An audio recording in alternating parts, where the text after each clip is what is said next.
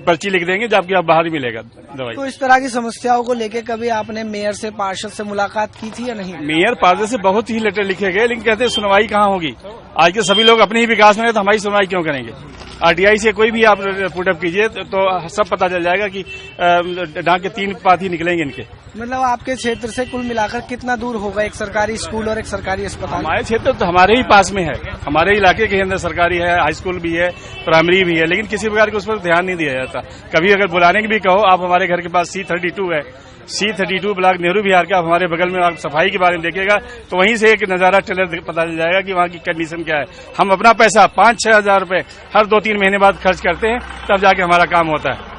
रजनी भी हमें भी जानते हैं, हम भी उनको जानते हैं, लेकिन कहते हैं कि जानने के कोई मतलब नहीं, किसी प्रकार कोई काम हो जाए, यहाँ तक सुनवाई नाम की कोई चीज नहीं है ये चीज।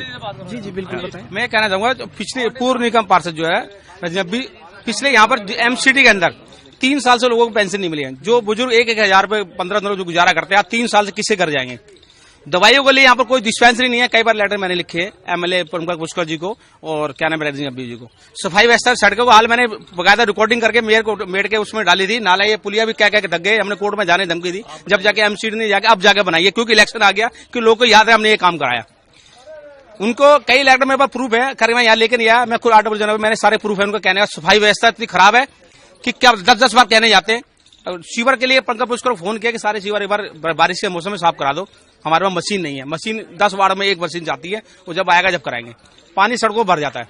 भाई साहब छोड़ो, आप यहीं से नाला ये देख लो जी माता जी, नाला देखो बेटे, पहले तो आप यहाँ से नाला ही देखो, पानी का भरा पड़ा गंद से, पानी आगे जाता ही नहीं, हमारे मकान ही नीचे गिर जाएंगे। आप खड़े हो कि यहाँ से नाला ही देख लो। आप सारी बात छोड़ो, इतनी सफाई है हमारे यहाँ पे, ना कोई डिस्पेंसरी है, कोई दवाई है, कोई झाड़ू नहीं, कोई कुछ नहीं है। क्या क्या क्या हम सब थक गए, कहने ही छोड़ दिया। दिखाने माली दिखा रहा, काम कोई होता नहीं। दिल्ली में लंबे समय तक शीला दीक्षित रही थी मुख्यमंत्री। काम की अगर बात करें तो काम दिखता है। इसी तरह से एमसीडी में लंबे वक्त से बीजेपी है, लेकिन यहाँ पर जिस तरीके से हम देख रहे हैं, सुन रहे हैं, यहाँ काम नहीं दिखाई दे रहा है।